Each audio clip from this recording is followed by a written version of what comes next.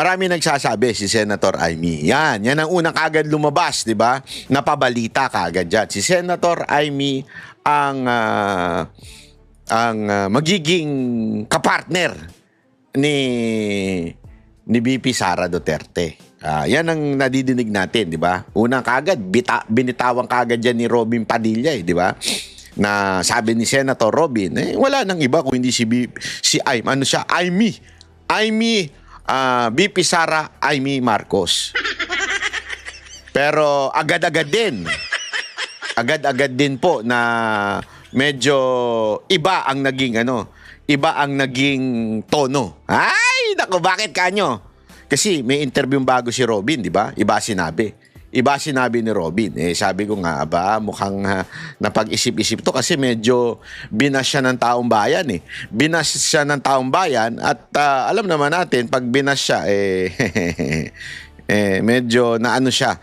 Siguro, kaya napaisip ng iba ang sasabihin. Pero isa ang sigurado tayo, mga kababayan. Ano yon, Banat Bay? Eto. Ayaw, naku po. Ayan po yun. Nagkaroon po tayo ng pagkakataon na ma-exclusive si VP Sara Duterte. Naku po. Ma-exclusive si VP Sara Duterte sa Vox Populi. At nangyari yan kaganina. At ngayon nga, habang nire-record ko, hindi pa pwedeng ilabas. Pero ilalabas ko na kasi pasaway si Banat Bay. Hindi ko ilalabas. Antayin ko muna may maglabas ng teaser ang SMNI bago natin ito ipopost. Bago ko ito ipapublic. Pero pag public natin ito, sure na may nilabas ang SMNI na balita na na-interview natin si VP Sara Duterte pag nailabas na yung teaser. Yun, palakpakan. At alam nyo, mga kababayan, sa atin lang. At ako'y I'm so honored kasi si VP Sara Duterte, mailap po ito. Mailap po ito sa interview at mailap po to the point na kinabahan talaga ako. Kaya kung makikita ninyo, may hawak akong papel. Bakit? Isinulat ko muna yung mga tanong. Hindi ko pinabasa sa kanya, syempre. Surprise attack. Pero, sinulat ko kasi mamaya mag-stutter tayo. Alam mo naman, hindi naman tayo ganun bihasa mag-interview. At gusto ko talagang inipon ko kasi yung mga yung mga tanong. 'Di ba? Inipon ko yung mga sinabi ninyo sa social media. Sabi ko sa inyo, binabasa natin yung mga comment nyo. Inipon ko rin yung mga sinasabi ng iba pa. By the way, kasama po dyan si Boss Dada. Nandun siya sa kabila. Hindi nagkasya dun sa picture kasi masyado siyang malaki. Hindi. Biro lang, Boss Dada. Hindi ko palang nakuha kasi yung picture na kasama si Boss Dada, kaya hindi ko na i-post. Pero kasama ko po dyan si Boss Dada na nagulat ako dahil tayo po ay nabigyan ng pagkakataon na interviewin. First and exclusive interview ni VP Sara Duterte after niya sabihin yung speech. Kauna-unahan, exclusive sa SMNI, Vox Populi. Banateros lang. Yun, panalo. At ikikwento ko ngayon sa inyo. Pero bago ko ikwento yan, pabitin muna tayo. Unya-unya. Tingnan muna natin yung mga gusto, yung mga pangalan na nag-iingay kung sino ang magiging katandem ni Vice President Sara Duterte. Okay? So, yan ang muna nating pag-uusapan ngayon. Kasi, alam nyo, kanina po, ito, sandali lang. Nasaan na ba yung interview? Ito. Ayan. Sino ang tandem? Ayan ang kailangan nating malaman, okay? Kasi merong mga naglalabasan Ito muna, play na natin to. Sa pag-arangkada ng presidential bid ni VP Sara, nagsisimula na rin ang layag para sa mga posible niyang running mate. Ang tila nagpapataas ng kilay ngayon ang umuugong na Duterte-Aquino tandem. Naku po! Yan ang agenda report ni Dexter Benide ng Abante. May alam ako pero di ko sasabihin. Mamaya na. VP Sara Duterte, Bam Aquino. Naku. Bakit? Pero, i-play muna natin yung news. Ako si Sara Duterte. And the search begins. Tatakbo Kasunod ng bilang- deklarasyon Grabe, no? The search big. Ito, dito ka matatawa eh. Dito ka matatawa talaga. Na kaya sure shot si BP Sara Duterte. Hindi ang tinatanong sino makakalaban niya. Ang tinatanong sino ba kasama niyang mananalo. Hindi niyo ba napansin yun? Hindi kayo nagtataka? Mga nakaraang pag-amin ng mga tatakbong presidente. Di ba? Hindi naman ang tinatanong kung sino yung kasama mo. Baliwala nga yung vice president usually, di ba? Ang unang tanong dyan, sino yung mga lalaban sa'yo? Oh. Sa katunayan, may nagulat ang taong bayan na lang ha. Alam niyo na pag sinabi kong taong bayan, alam niyo na ha. Oh. Tayo nagkakaintindihan ha pag taong bayan. Taong bayan. Ito ang ating taong bayan. I mean, ito ang boses ng taong bayan. Ito si BP Sara Duterte. Ang sabi ko nga, alam mo, sinabi ko sa kanya, ma'am, alam mo, ganda ng napili ninyo. Ang ganda ng napili ninyong, sa tingin ko, ang magandang mapili ninyong kulay ay itim. Kasi ang itim ay banateros. Biro lang. Ang magandang itim. Kasi kung maalala nyo yung power to the people. You know why? Because nowadays, now at the present moment, the power belongs to the Congress.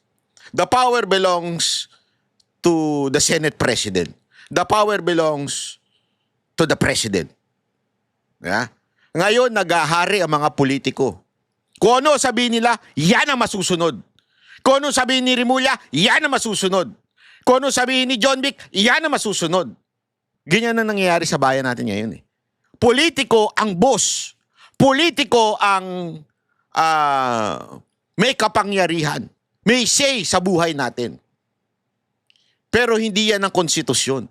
Ang konstitusyon, sinasabi na the power of the politicians and government official emanates from the people.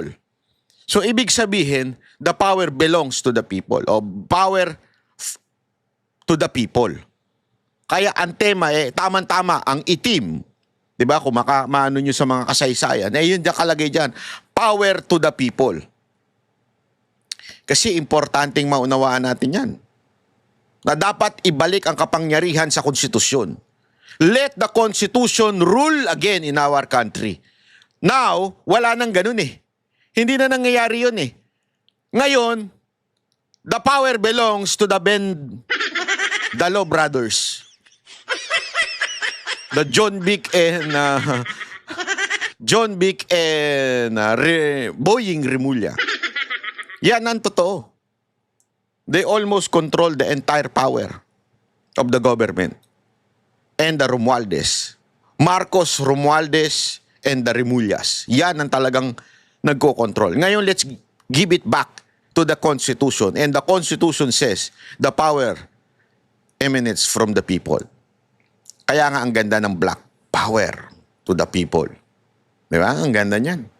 Agad-agad maglalabas tayo ng t-shirt at mamimigay tayo niyan. Sino may gusto, taas nyo lang kamay nyo, sulat nyo dyan. Ako, banat bay. Hindi, gagawa tayo ng mga tayo maglalabas tayo ng sariling pera natin. Maglalabas tayo ng sarili nating tatabi tayo ng pera at tayo ay sasama sa kampanya at mamimigay ng t-shirt. Di ba? Ngayon pa lang, simulan na natin ang pangangampanya para sa ating susunod na Pangulo. Bakit? Alam natin na mananalo si BP Sara Duterte. Huwag lang dayain. Sure tayo dyan. Kasi nga, to the point na, isipin nyo to mga kababayan, to the point na pinag-uusapan yung Vice President. Hindi pinag-uusapan kung sino yung kalaban niya. Dahil wala nang kwenta yung kalaban niya. Magmumukha lang tanga, mag-uubos lang ng pera, maaari. Or, kukulimbatin na lang yung pera. Kaya nga, ang pinag-uusapan ngayon at ang mainit ay sino ang Vice President niya. Di ba? Na ating mamayang sasabihin ang, ayoko na. Baka pagalitan ako ngayon. Pero dahil mahal ko kayo, sasabihin ko yan, unya-unya. Unya-unya. Tuloy mo na ni Vice President Sara Duterte para sa kanyang presidential bid sa 2028. Ang tanong naman ngayon, sino ang kanyang magiging running mate? Sa mga nakalipas na dekada, madalas nagmumula sa Senado ang kandidato sa dalawang pinakamataas na posisyon sa gobyerno. Si Joseph Estrada, na naging Vice President ni Fidel Ramos. Si Gloria Arroyo, na Vice ni ERAP.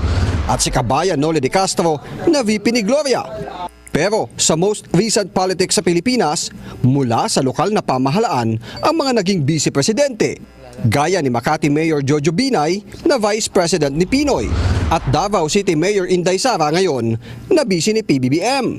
Ngayon, maraming mga incumbent senator ang matunugang pangalan para tumakbo sa mas mataas na posisyon sa 2028 at posibleng maging running mate ni Inday Sara. Una na rito si Senator Amy Marcos na Hunyo pa nung nakarang taon pinaputok ni Senador Robin Padilla na imamanok niyang katandem ni Sara sa 2028. Nako. Panahon na para maramdaman ng mga Nako. Pinoy ang girl power. Pagka umiikot ako sa ibang bansa, yung lagi sinasabi ko, gusto ko talaga Sara ay Ikaw lang nagsabi nun, Senator Robin. Sorry pero love ko to si Senator Robin. Ano natin to, talagang naniniwala ako dito kasi alam mo, simpleng tao lang nito pero grabe. Kasi akala nung iba, sinasabi nila kasi alam naman natin yan ang mga tono ng iba, bobo to kasi artista. Pero alam nyo ba, isa ito sa pinakamaraming naipasa, na submit na bill o batas na makakatulong sa bawat Pilipino. Simple lang to pero rakto. Grabe, ang dami nitong Pero this time, Senator Robin, I totally disagree with you. Huwag ka mag-alala. Hindi lang ako, pati ang taong bayan. Ay, patay tayo dyan. Manatbay talaga, oh.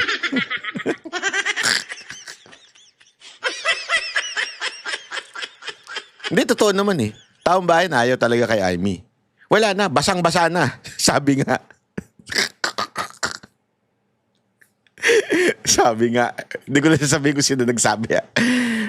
Nakadalawang Marcos na tayo eh. Parehong sablay. Hindi natatanggapin ang another Marcos. Yun! Gago! Tuwan-tuwa ako. Ewan ko ba kung bakit. Hindi ko sasabihin. Hindi, totoo naman eh. Di ba? Totoo. Totoo naman eh. Nakadalawang Marcos na tayo, parehong sablay. Gusto nyo ba magtatlo? Baka gusto nyo ba mag-apat? Hanggang matuto na kayo? Hindi, alam mo, sabi nga nila, pag nag-commit ka ng mistake, parte ng buhay yan eh. You commit a mistake, you correct your mistake. Pero if you commit a mistake, the same mistake, again and again, ay tangin na, stupidity na yun. Kaya siguro ang mga Pilipino, they will never vote because they don't want to be stupid. Ayaw maging tanga ng mga Pilipino. Tama na yung isa eh. Wala na nga, nagkamali na nga tayo, inulit pa natin. Di ba? At nagkamali na nga tayo, don't tell me, uulitin nyo pa rin ang pagboto sa isang Marcos. Hindi lang kayo tanga nun. Sagad sa katangahan na. Pag boboto pa ulit tayo ng isa pang Marcos. Kaya ako naniniwala, Senator Robin, wala na. Pero wag kayo mag-alala. Medyo kumabig naman siya. Nung nabash siya. Kasi walang biro, nabash siya eh. Nabash si Robin Padilla nung sinabi niyang Sara Amy, nabash po siya, kaliwat kanan. At yung bashing hindi nanggaling sa Pinklawan, hindi nanggaling sa Dilaw, nanggaling mismo sa mga Duterte supporter. Kaya medyo yung pangalawa niyang interview, mamaya papakita natin, kumabig na ng konti. Jason ako. Pero bukod kay Amy, lumabas din ang pangalan ni Senator Bam Aquino mula mismo sa kanyang kasamahan sa United Opposition na hindi na raw nagulat sa plano ni VP Sara. Mas nakakagulat pa kung i-announce niya na vice presidential bet niya si Bam Aquino. Mas magugulat siguro ako doon. Wala ka namang alam eh. Talagang magugulating ka, wala ka namang alam. Alam mo, yung alam mo, pang sayo lang. Alam mo yung mga alam nito, mga Pinklawa na mga mga strategies, nandun lang sa balon nila eh. Yung sila-sila lang ang nagkakaintindihan. Yung sila-sila lang nagkakasundo. Nakala nila madami na sila porkit nakapag-rally sila. Hoy, yung rally ninyong Pinklawan na pinagmamalaki nyo sa Ortigas, milyon-milyon nyo, bla bla bla bla bla bla. Hindi nyo na mauulit yan. Pangalawa, kung maulit nyo man yan, dito lang sa Metro Manila yan. So, sabihin na natin, 2 milyon ang boto nyo. Hindi nyo na magagawa yan sa probinsya. At alam niya ng mga Pilipino. Kaya yung nalalaman mo, wala kang alam. Kaya huwag ka na magmagaling. Pero posible kaya ang Sara Bam sa 2028? Lumakas ang espekulasyon na maghayag si Senador Bam sa kanyang idealist statement para sa paglilitis dito sa bansa ng mga kaso ng extrajudicial killing noong Duterte administration na nagpataas ng kilay ng mga kakampink. At mga kasamahan niya sa oposisyon na tumulong para maisulong sa International Criminal Court ang kaso laban kay Digong. Hanggang ngayon kasi, hindi pa malinaw kung ano ang intensyon ni Senator Bam sa pagbibitiw ng kontrobersyal niyang pahayag. Magme-make sense lang yan kung nag-audition siya para maging vice president ni Sara Duterte. Pero Alam ko kung bakit ganito ang tono nito. Mamaya ko sasabihin. ngayon, spekulasyon yan. Hindi ko alam kung yan nga ang patutunguhan. So, hintayin natin kung anong mangyayari. Malalim ang ugnayang Duterte at Aquino. Si dating Pangulong Cory Aquino ang nag-appoint kay Digong noon bilang alkalde ng Davao City matapos ang EDSA Revolution. Nang maupo si Digong sa Malacanang, hindi niya siniraan ang kanyang pinalitan na si dating Pangulong Noynoy Aquino. Pero binira niya si PBBM, nakatandem pa ng kanyang anak. Bukod kina Bam at Amy, 8 sa kasalukuyang senador ngayon ang re-electionist sa 2028. At matunog din na posibleng maging katandem ni Inday Sara si Robin Padilla. Ang gagraduate naman sa Senado na si Sherwin Gatchalian, posible ring tumakbo sa mas mataas na posisyon. Bukod pa sa re-electionist na si Raffy Tulfo at ang baguhang mga senador na sina Erwin Tulfo at Rodan. Tanggalin na po natin sa eksena ang mga Tulpo. Ayaw ho talaga nila. And I have close friends na nakakausap sila. Talagang ayaw nila. Pinagugulo lang kasi alam naman natin. Ito kasi hindi alam nung iba. Etong personal knowledge ko to. Etong si Senator Erwin, talaga naman maka-Duterte rin ito noon. Noon pa. Sa katunayan, isa ito sa mga tagapagtanggol ni Pangulong Duterte noon sa RTBM, maalala ninyo? Talagang maka-Duterte ito. Bakit ba ito napunta lang doon sa Romualdez Camp nung panahon ng siya ay congressman? Kasi nga po, magkatandem pa sila ni BP Sara Duterte noon. Si Romualdez, si BP Sara Duterte, close pa yan noon eh. Tapos si Marcos, close pa sila noon. Nung naging parang siya pa public relation ng Kamara noon, 'di ba, sa leadership ni Romualdez. Kaya lang dahil sa naghiwalay, hindi naman siya pwedeng umalis-alis basta-basta kasi maiiwan nga naman ang trabaho. And meron akong mga naririnig na info na malalapit sa kanila na talaga namang wala silang plano tumakbo sa 2028 para kalabanin ang mga Duterte. 'Yun ang kwento sa akin. Kaya let's remove the option na tatakbo itong mga Tulpo. Ewan ko, si Senator Raffy, medyo napapabalita, pero ang balita ko lang naman din, hindi daw talaga siya interesado. Kahit anong mangyari, hindi siya interesadong tumakbong presidente sa 2028. Re-election daw ang gusto niya. Yun ang pagkadinig ko. Kaya spare na natin yan, wag na natin yan pag-usapan. Pag-usapan natin yung mga iba. Tulad nito, si Marcoleta.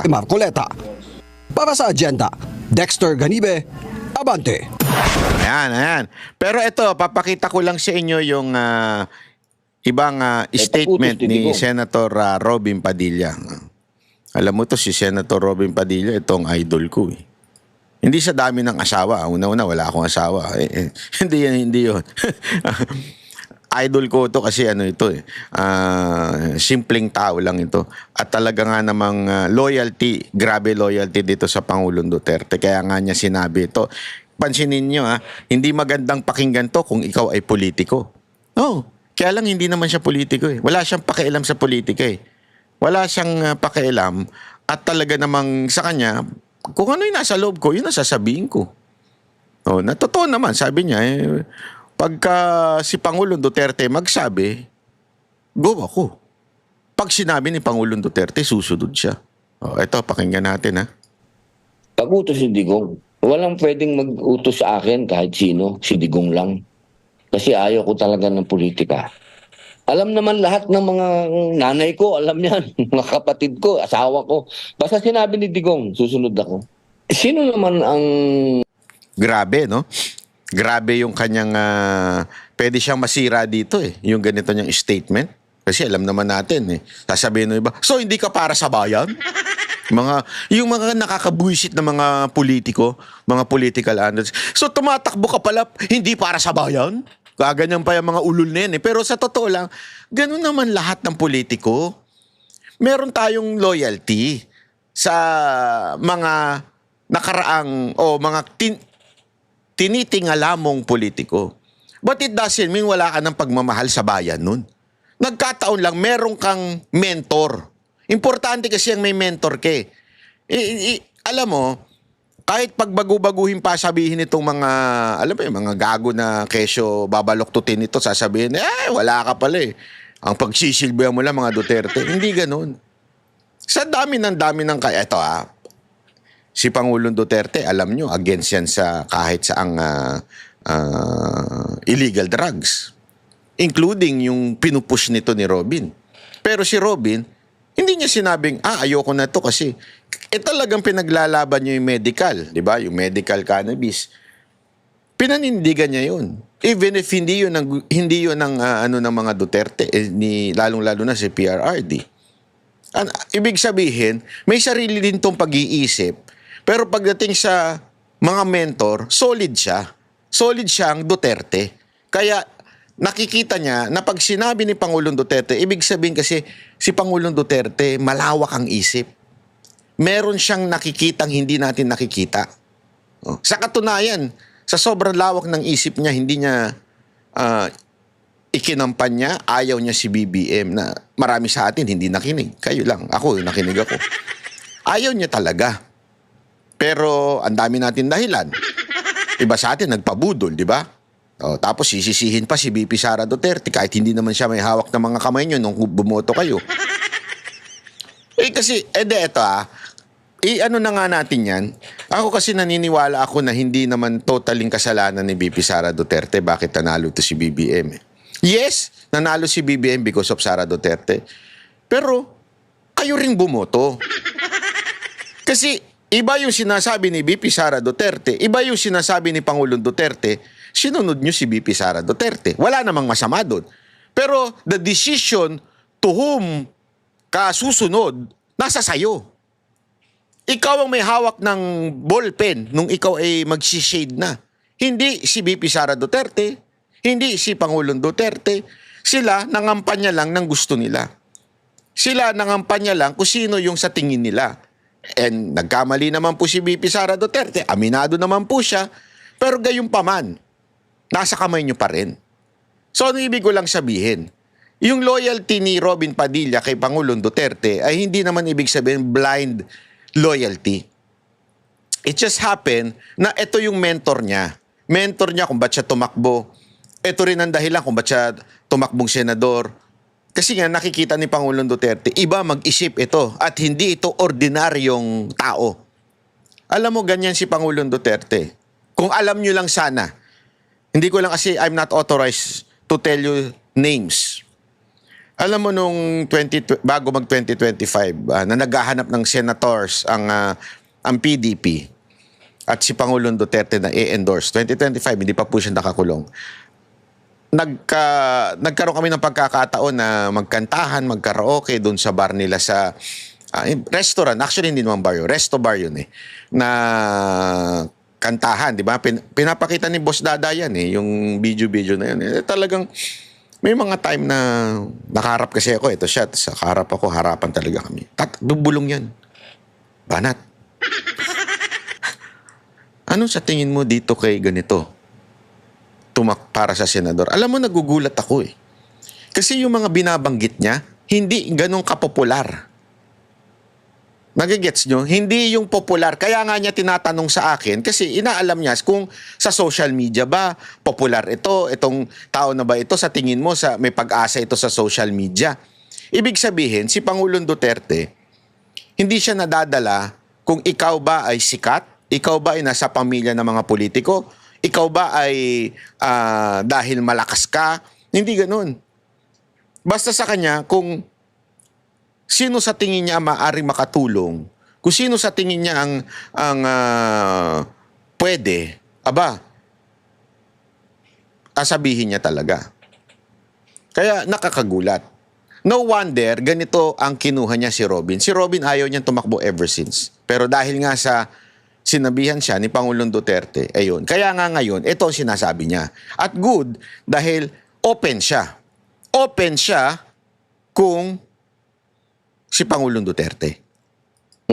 Wala naman sigurong tao na hindi maliligayahan kapag ka tinutulak ka ng iba. Kasi ganyan din naman ang ginawa sa akin ni Digong. Hindi man ako kasi politiko talaga eh. Si Digong lang naman talaga yung nagsabi sa akin na pumasok ka sa politika. Dahil ayoko talaga ng politika. Gusto ko lang sabihin sa mga kaibigan ko. Kaibigan ko kasi si Jimmy. Kaya ganyan yan si Jimmy. Maraming salamat sa mga kaibigan ko na nagtutulak sa akin at sa paniniwala po ninyo. Pero siyempre, ang realidad niyan, meron niya ang sinusunod na, kumbaga, bago mapunta sa akin yan, siyempre, uunahin natin yung mga tunay na politiko na talaga. Una dyan ay si Manang Amy Marcos. Pangalawa ay si Senator Alan Cayetano. Nako. Susunod ay si Senator Bongo. Nako. Ang susunod dyan ay si Senator Bato. Nako. Merong hierarchy yan eh. Hindi po pwede na ako kagad kasi ako'y bago lang dito sa politika. Meron. Hindi, tabi na. Ako na lang. tabi. Ako na lang. Hindi. Joke lang po yun. Medyo dito, marami na siyang sinabi, di ba? Hindi lang si Senator Amy. Nako. Meron tayong susundan na kapag sinabi mong Duterte supporters at mga loyalist ni Duterte, meron talaga yon na sinusundan. At para sa akin, ang pinaka-senior niyan ay si Manang Amy. Dahil makikita naman natin nung nanalo si Digong, ang unang-unang sinasabi ni Digong, gusto niyang mag-unite ang mga Pilipino, kaya niya pinalibing si Marcos Sr., 'di ba, para matapos na ang hidwaan ng mga Ilocano at ng ibang Bisaya, 'di ba, yung mga ganyan.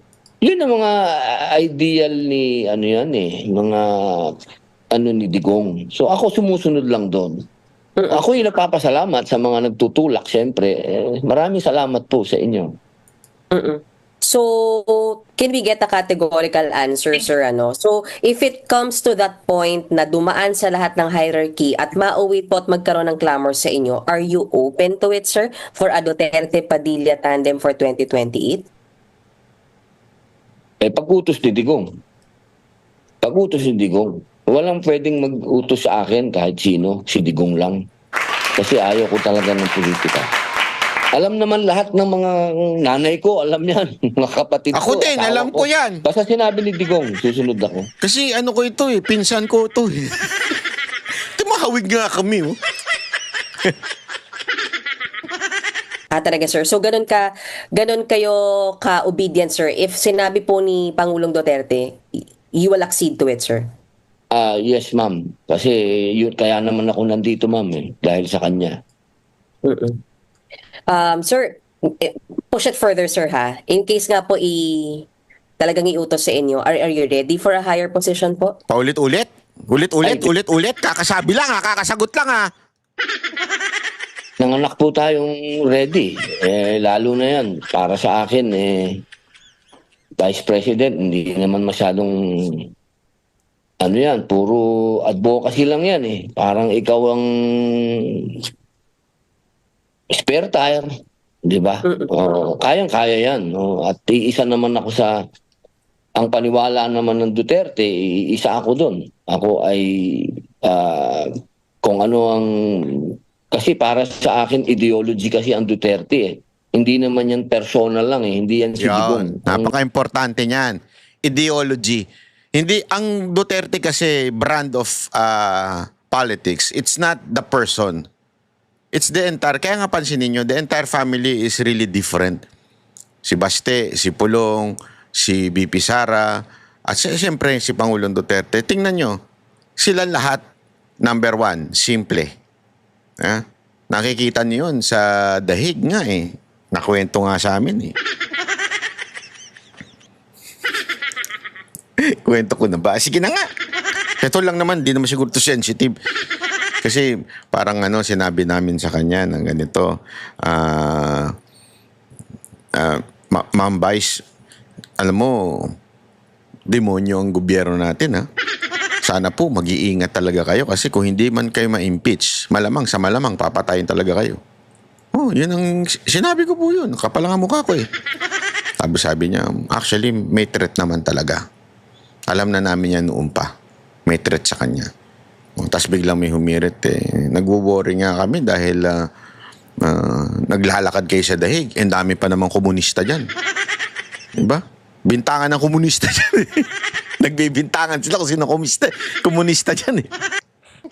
And then, ibang topic yun, yung mga chismisa nila. Hindi na tayo kikisali doon. Di ba? Kanya-kanyang dyan eh. Delikado, naglalakad lang si BP. As in, naglalakad lang siya pag uuwi siya, pupunta ganito. Nakita natin yan sa video nung isa. Dapat nga daw, di labas yun eh. Pero nakita natin yung video na yun na naglalakad. Eh, ang sabi niya kasi, alam mo, mahal kasi ng pamasahe. Alam, sabi ko sa loob-loob ko, ma'am, magbigay na lang ako ng pang-Uber niyo. Gusto. Hindi kasi, iniisip niya, ang mahal ng pamasahe ko, pamasahe ng kasama ko, papunta pa lang nung dahig. So, hanggang sa makakatipid kami't makakatipid, magtitipid. Ganun ang isang vice president. Vice president po ito ha. Pwede naman niyang gamitin ng pera ng opisina kung sa totoo lang. Kung gago ka at corrupt ka, pwede mo naman gamitin yung pera ng opisina. Hindi naman malalaman niya. Ikarga mo na lang yan sa papel. Karga mo sa printer. Mga ganyan eh. Maraming ganyang gago na politiko eh. Di ba? Pati yung pang iPhone 17 Pro Max na mga kabit nila, naka-line item yan sa sa opisina nung opisina niya. Di ba? O, ganun yun eh. Pero ito, napakasimple. Yun yung tinatawag na ideology ng brand ng Duterte. Simple. Si Basti, makikita mo, simple din. Di ba? Simpleng-simple lang sila. Alam mo, meron kasing merong ang haba. Alam mo, natuwa nga ako, grabe, kasi after the interview, ang haba pa ng kwentuhan namin ni BP Sara. At nakakatuwa kasi kinikwento niya talaga kung anong yung nangyari, bakit naudyok talaga siya tumakbo. At isa sa mga nasabi niya, yung mga tao, pag bumibili ko, kumakain ako sa mga sinasabihan talaga ako. Tapos, one time nga daw sa 7-Eleven, pagpasok niya, may security guard, sinabihan siya, ma'am, laban po tayo. Laban.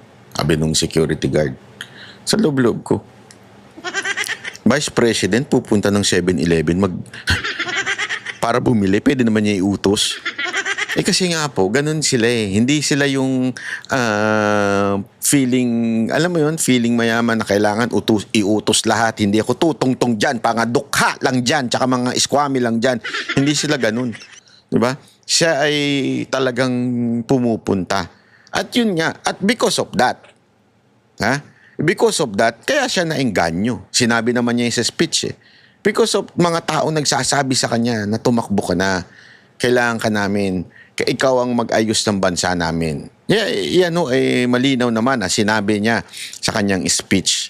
At pinapaliwanag niya po yan sa interview bukas. Abangan. Wapa! Sa Vox Populi. Breaking news. Exclusive. Maniwala kayo sa akin. Kasi, yung mga tanong natin doon, nakakatakot, nakakanerbos. Nakakanerbis po, walang biro. Ninenervous ako habang binabasa ko kasi sinulat ko yun eh. Talagang sabi ko, tatanong ko ba ito? kilala nyo naman ako, mga kapatid, mga banateros. Pasmado rin ang bunganga ko eh. So meron talaga tayong mga tinanong na hindi maitatanong ng ibang media. Hindi kaya kasi takot eh. At saka kung hindi man takot, basta. Yun malalaman ninyo sa Vox Populi. Ha? Sabado. Anong oras ba kami? 6:00. Abangan niyo yan. Exclusive. Exclusive. Ha? Unang pagkakataon na in-interview si VP Sara Duterte sa kanyang speech.